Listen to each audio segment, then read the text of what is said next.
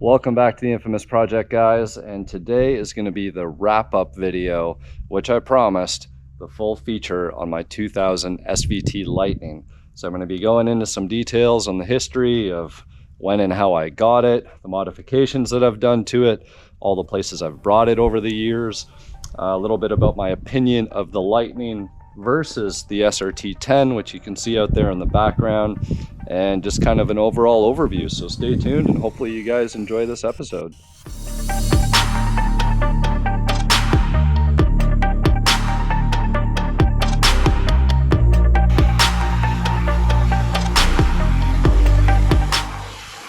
All right, guys, so if you've been following along, you would know that I had some motor issues with this truck. Long story short, the tensioner on the main accessory drive let loose and pretty much sent the pulley right through the timing cover into the chain guides for the timing chains. So from that point forward, the truck was down because it was down here in Texas. I was up in Canada. In fact, can't even remember, was I still in the Middle East at the time? I might have been. It's as we all know, 2020 and 2021 has been a little bit of a blur, but the truck has not been on the road for the better part of 2 years. So went through all of the legwork. Actually, my automotive curator, as I like to call him, Charles, tried to do the timing cover change and everything else, and the motor just wasn't happy with it. We thought maybe the chain slipped a couple teeth and the timing was off. I went through all of that, getting the timing set, timing cover back on, just for the motor to lock up once it built oil pressure. So at that point, we noticed that there was a lot of coolant in the motor, and that was shown when we were pulling the old motor out of this guy, and there was probably more coolant in the crankcase than there was in the radiator. So needless to say, the truck needed a new heart. And I was down in Florida. I was like, you know what? I'm just going to check on Marketplace. I'm going to see if I can find a motor for this thing. So the gentleman's name was Hunter, super cool old dude. And, you know, we got to talking. He showed me some videos of some of the crazy Lightnings that he'd built in the past. I made the deal. Dale actually picked up the motor for me on his way down from Canada. And, well, I stayed in touch with Hunter because I wanted to obviously let him know that I got the motor in the truck. The one interesting thing about this motor is that the rear main seal cover on the back was painted this bright lime green. You couldn't miss it if you wanted to. So it appeared that Hunter was a pretty humble dude, because it wasn't until later he sent me a picture of a 5.0 Mustang magazine article that featured HC Racing and his mean green engines that he's been building for a countless amount of years. So I did originally plan on getting my old blown up motor rebuilt with all those parts that I had that came with the Sonic Blue Lightning that I got some years ago. But at this stage, you know, I have a nice, fresh, rebuilt, reliable motor in here. You know, the Kenny Bell, although no longer in existence, that blower was actually freshly rebuilt. Now, on video, this truck is going to look amazing, and in pictures, it always does. Silver looks great. The drop looks great. I absolutely love this truck. But the reality is, it's just shy of 200,000 miles. It's original paint still for the most part, and it has seen a lot of sun in a lot of different places. So let's get into a little bit of the history of how I got this truck. So some of you might think that this was my first Lightning and I've had it forever. Well, in fact, it's my third Lightning. My first Lightning was a 2000. It was black. It was actually a rebuilt truck out of Pennsylvania. And, you know, I got a really good deal on it. It was low mileage, and, you know, we're talking 2005, 2006, somewhere, maybe in 2004, somewhere along those lines. So the truck was actually very, very new. And it had a 4.6 drop kit, and, you know, it was a great truck. It was black, it looked cool, blacked out wheels, all that stuff. Loved the truck, and I ended up trading it plus cash for a 1993 Cobra. Me trying to be smart about the financial component of it, I threw the Cobra up on eBay, had that thing sold in a matter of days, and I cashed out. So that was the end of my Lightning era at the beginning.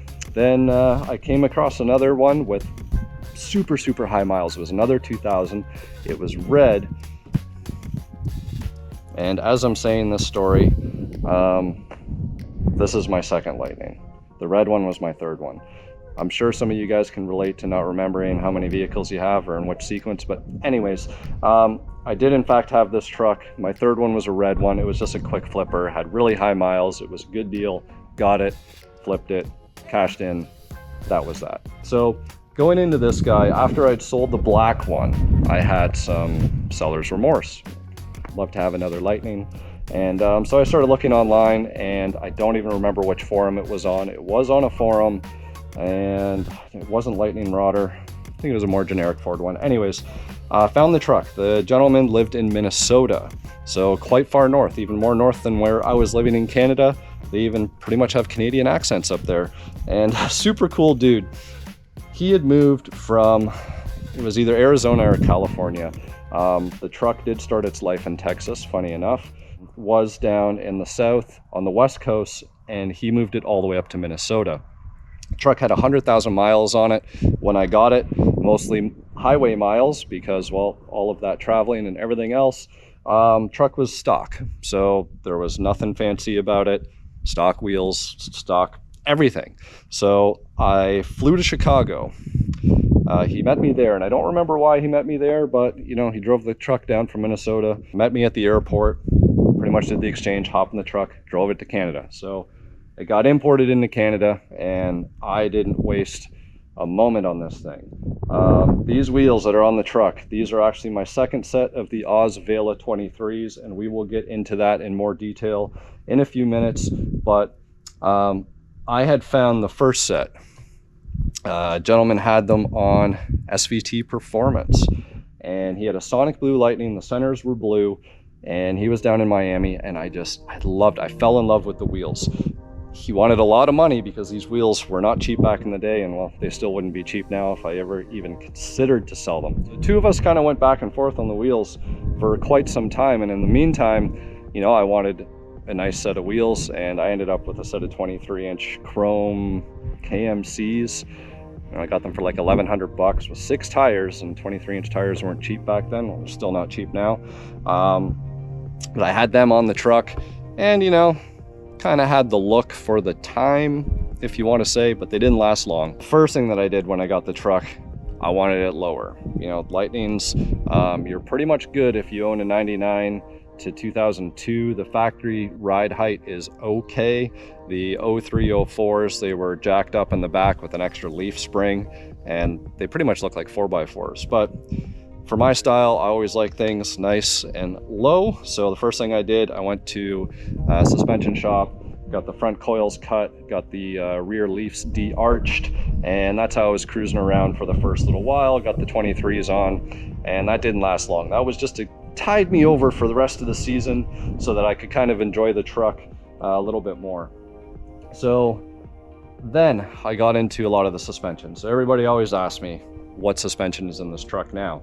Well, it is a DJM 4.6 drop kit that has been tweaked a little bit.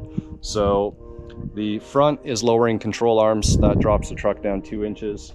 And then you have your drop springs, which drop down another 2 inches to total 4 inches. Well, those things, plus removing the isolators for the springs, pretty much gets you down to 5 inches in the front.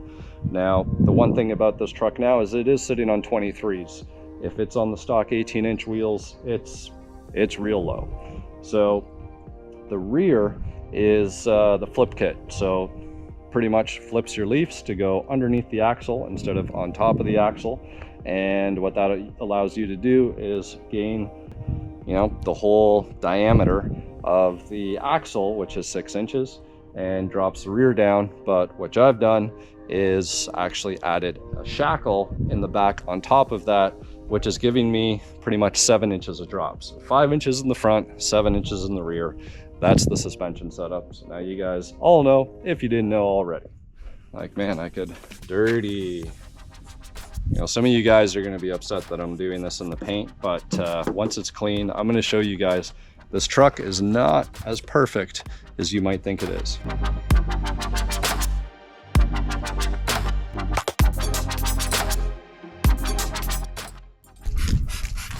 So this isn't going to be like a complete detail. This is just kind of like trying to break all the dirt and debris and everything else off the truck. So we'll see how this super clean works out. They actually reached out to me and said, hey, you know, try this stuff. So I'm going to be open and honest about it. So I'll let you know what I think here. You guys are probably wondering, all right, so how did you end up with the 23-inch Oz wheels? Well, long story short, I sold the chrome ones, but I had bought the ugly, 23-inch KMCs and saved up some money. And luckily enough for me, the guy who had the Oz wheels still had them. So we made the deal. He shipped them all the way up to Canada for me. And the tires weren't in the greatest shape, but I managed to salvage them for one full season, thankfully. And that's it. That's how I got the wheels. Now, these wheels actually aren't those wheels, and I'll get into that a little bit later. It says if your wheels are super dirty, you hit them with a brush. But well, I got to say, that actually works pretty good.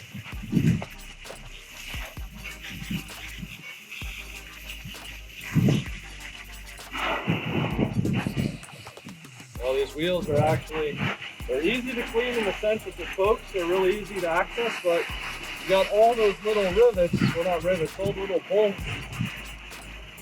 If they're a two-piece wheel, and getting all in the nooks and crannies can be a serious pain. All right, so getting back to the story of the truck. Obviously, I had it in Canada. That's where, did the lowering, did the 23-inch wheels. I actually dyed the whole interior black, with the exception of the seats, and so black interior conversion, and did the Expedition Center console mod, since it was sort of the thing back then. It was the cool mod to do, and you know what, I still love it. You can fit so much stuff in that center console, it's just unbelievable. So those were the mods. The truck stayed pretty much stock, other than, I took off the blower, cleaned out the intercooler. I think I JB welded the silencer ports and made it sound a little louder, but really no performance mods. It was all looks, with the exception of the Mac catback that I sourced off somebody, and I had that bolted on the truck, well, up until the truck left Dubai. So probably the second year that I had the truck, or somewhere around there, I ended up going to Australia for the year. And well, as much as I would have loved bringing the truck to Australia, it was a no-go. So I did see one Lightning there during my time, and it was full right-hand drive converted. It was red, and my understanding was the truck was probably worth over $100,000 there, just because of its rarity and because of the whole right-hand drive conversion. So the truck was actually with a good friend of mine, and he enjoyed it a little bit, kept things moving for me, as I always do. I try to allow my friends to enjoy the vehicles as much as I do, because, well, we all connect because of cars, and that's how we are as enthusiasts. So I got back from Australia, and very quickly I learned there's no way I'm staying in another Canadian winter, and I actually got a job down here in Texas. So packed up the Lightning and drove the Lightning all the way down to Texas, and was down there for a whole year. Before going down to Texas, there was no way I was going to ride on those bald rubber bands all the way down there, so I found a set of stock 0304 wheels, bolted them on the truck, and I actually reverse drilled my shackles to raise the rear up, because I had the back so filled with all of my personal goods and everything that the truck was squatting down too low. So loaded up the truck, came down here to Texas, and met some amazing people as a result. Actually, another Lightning friend of mine, his name is Chris as well. He had a built dark shadow gray truck, and we got along really good.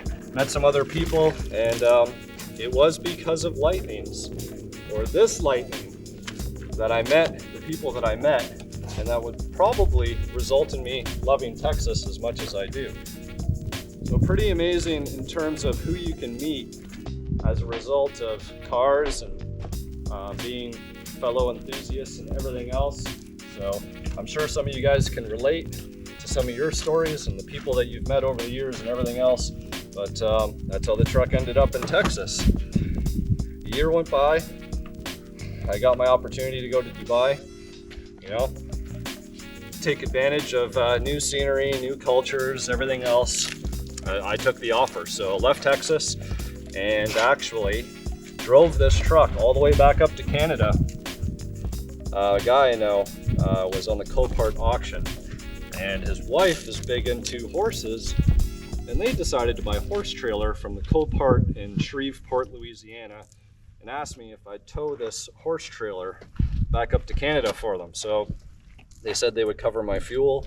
I needed, all the space that I could get because, the rear bed would only fit so much, and if it rained, I would have been in for a bad time. So I decided I'm going to tow this horse trailer. So, yes, my friends, 23-inch wheels, a 5.7 drop. I rebolted the shackles to the high position like I did when I came down to Texas, and I towed this horse trailer all the way back to Canada with my C-notch, and the truck did not miss a beat. So for anybody wondering, can you tow on a C-notch? Absolutely. Mine's an actually bolt-in kit. I didn't weld it. So just to give you guys an idea of longevity and durability, I think this truck can attest to that DJM kit. All right, so hopefully you guys have kept up with the story so far. So once I was back up in Canada, I was just trying to get some things organized and put into storage and everything else, well, because I was moving across the world. But this time I was bringing the Lightning. Now, I wasn't necessarily bringing the Lightning because I wanted it there. I was actually more intrigued about bringing the Lightning because I knew they were rare in the Middle East.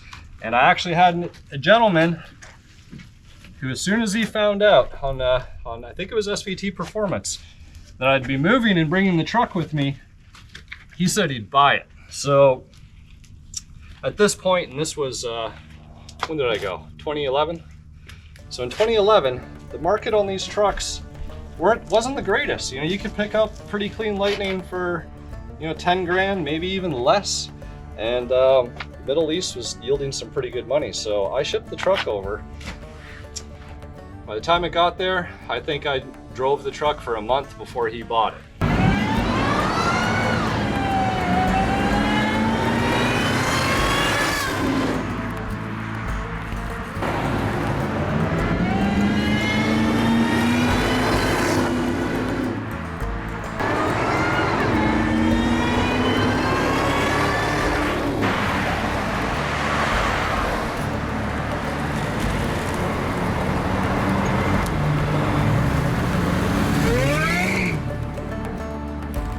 So what did I do with the money and the loss of my truck? Well, I bought the SRT-10. I was flying back for the holidays for Christmas, and I found the truck here in Texas.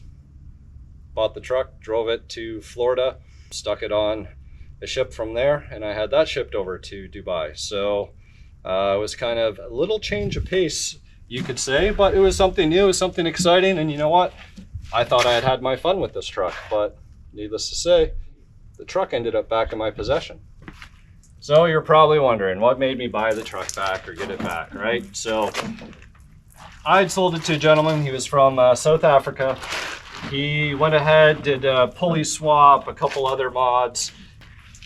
Other than that, pretty much looked the same. He did, however, have problems with the 23s, and he ended up putting a 22-inch Foose wheel on instead, which came off of a Sonic Blue Lightning. Now this Sonic Blue Lightning was quite well known in Dubai back in the day, and it's the one that is now owned by my friend Lewis in Florida.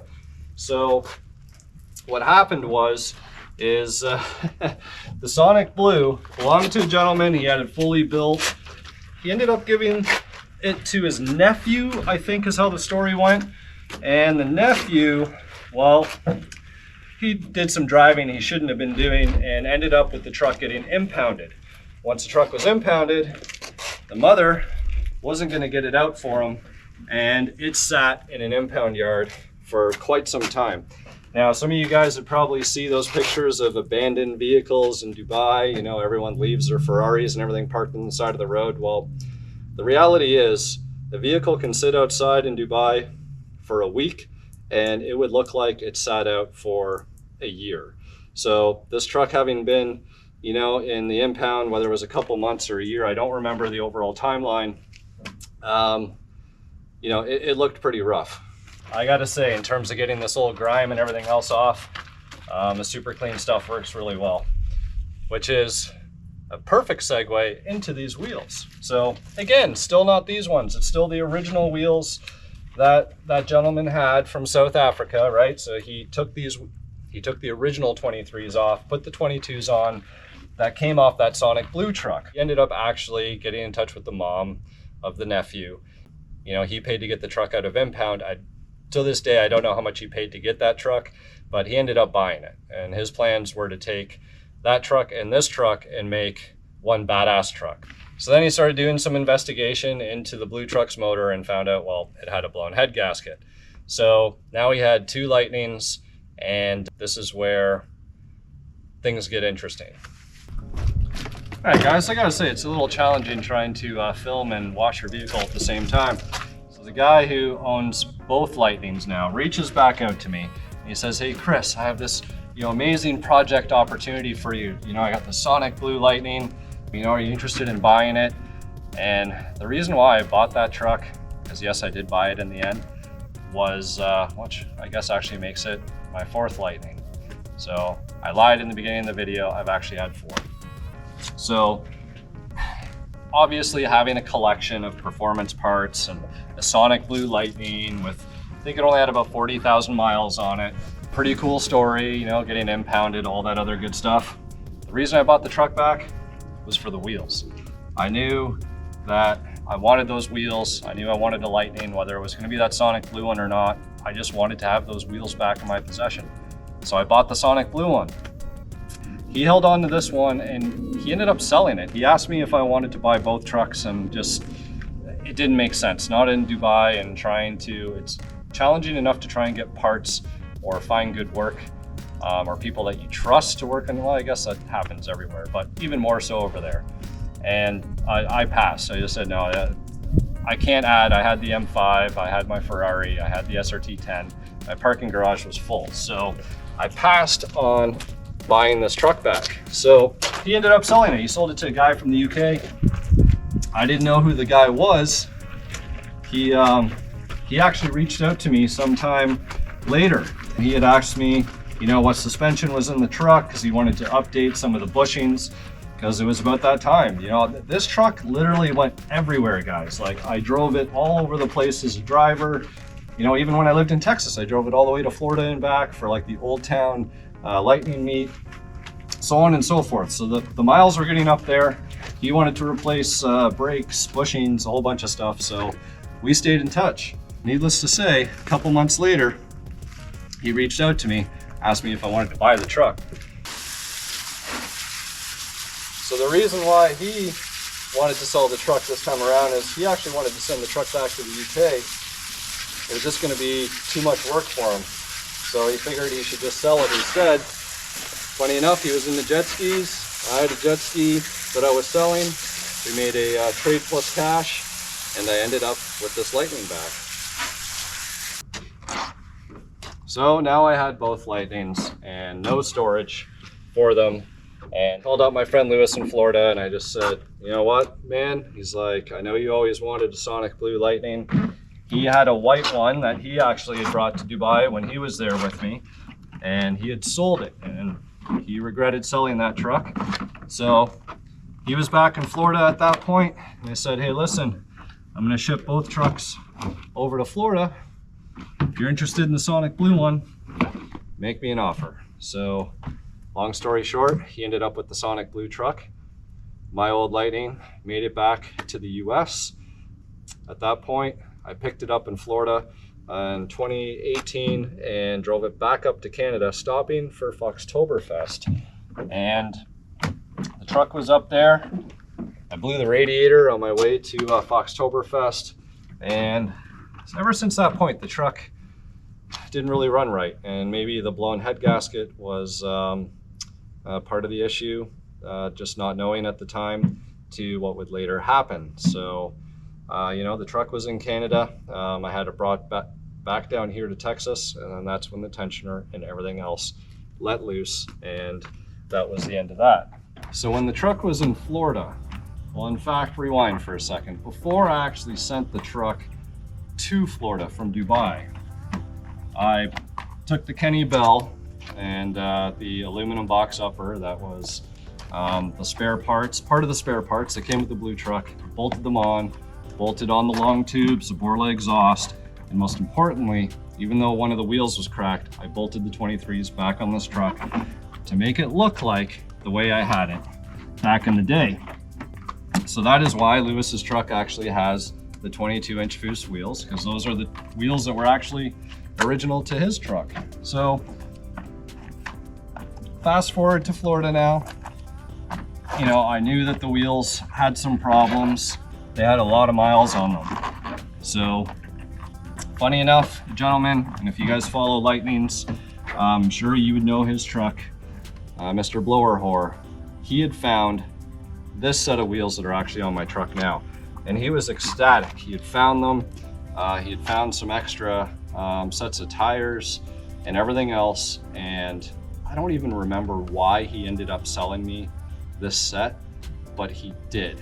And I sold my set off. I don't even know where they went, and I've never seen them on his truck or on another truck for that matter. So these ones, same wheels, nothing different about them, just for the fact that they're just not that original set that I had. So these ones need a little bit of love. There's a little bit of rash. There's some clear coat peeling on the barrels, but I actually have brand new barrels that I found several years back that I bought, and I just had them tucked away so that whenever I chose to rebuild these wheels out, they're gonna look brand new again. Most importantly, I invested in a couple extra sets of 23-inch tires, so I got lots of tires kicking around, and don't need to worry about a low supply of 23-inch tires. That is the extremely long-winded story of this Lightning. I love it. I'm glad I got it back. Like I said, it's not perfect. A lot of paint fading, lots of other little gremlins, kind of like an old Fox body at this point, but super cool truck, super practical truck. You know, I throw stuff in the back, not scared to drive it around, and just enjoy every bit of it. All right guys, I know this video is getting kind of long now. I had no idea I was such a good storyteller. Hopefully you guys can keep up with everything that's happened with this 2000 Lightning, a lot of its history and everything else that I've shared with you guys. But the wash is now starting to finish up, and you know, the truck really looks nice despite not being perfect anymore. So I'm just going to point out a few things so you guys can see, you know, things aren't always as perfect as they may seem. You can see scuffs here, chips here, you know, the whole center grille is all stone chipped, and this guy here could all be redone. You got chip in the hood. These mirrors need to be swapped. Thankfully, I have a new set of 0304 style that have the side indicator, so I'm gonna get those wired in there and put in place. And if you actually look real close on the top side of the fenders here, actually it's really hard with the sun. If you go to the not sunny side, pretty much all the clear is, it's pretty much gone. This is pretty much satin in color now. Same thing that's starting to happen here on the box sides. I don't know if you guys can see that, but you know, more scrapes. I got a couple dings and some dents and everything else. The faux carbon fiber in the taillight is separating, probably from Dubai heat, but you know, it's not perfect, but it's a nice looking truck.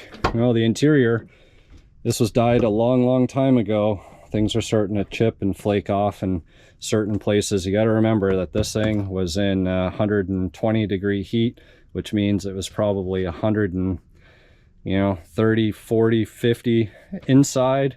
But amazingly enough, the seat's actually still not torn. Might have to do the sandpaper trick here. If you guys don't know that, you can take sandpaper to your suede and it'll actually clean this up pretty nice. But I do want to get black seat covers, and I want to redo the interior and get it looking right again. But that kind of gives you guys an overall idea of how it looks.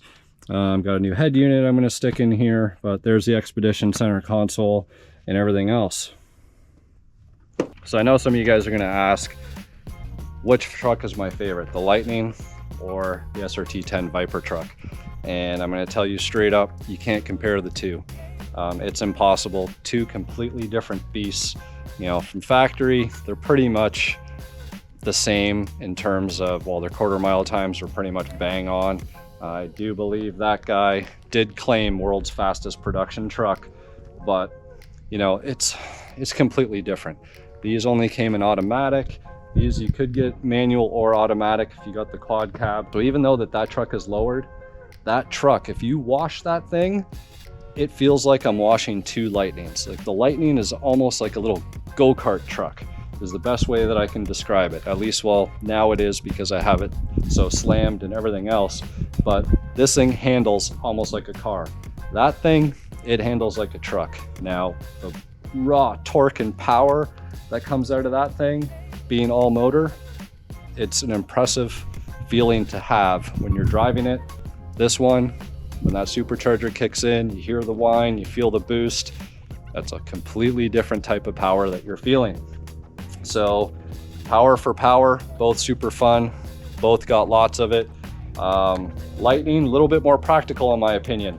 You can tow with it. That guy's rated for 0 for towing. You can tow light things with them, but generally speaking, the quad cabs were the ones that people use to tow things. I think it just comes down to the clutch. Braking, the brakes on the SRT10, 100 times better than the brakes on the Lightning. That is one downfall of this truck. Little itty bitty brakes with these big 23-inch wheels. So that is something that I'm going to look into. Maybe now that SSBC is back in the business, I'm going to see if I can get some nice American made brakes on there. SRT10 is a more luxurious truck. When you're in it, the interior is more refined, the interior is more comfortable. Well, and it probably reflects in terms of the price tag between that and this back in the day as well. So that's just a little bit of oil and vinegar comparison for you guys. I think that's pretty much going to be it for this video because I've gone on way too long. So I hope that you've enjoyed this feature on my 2000 SVT Lightning, and we'll see you guys next time. If you've watched all the way to the end of this video, kudos to you and thank you for your support.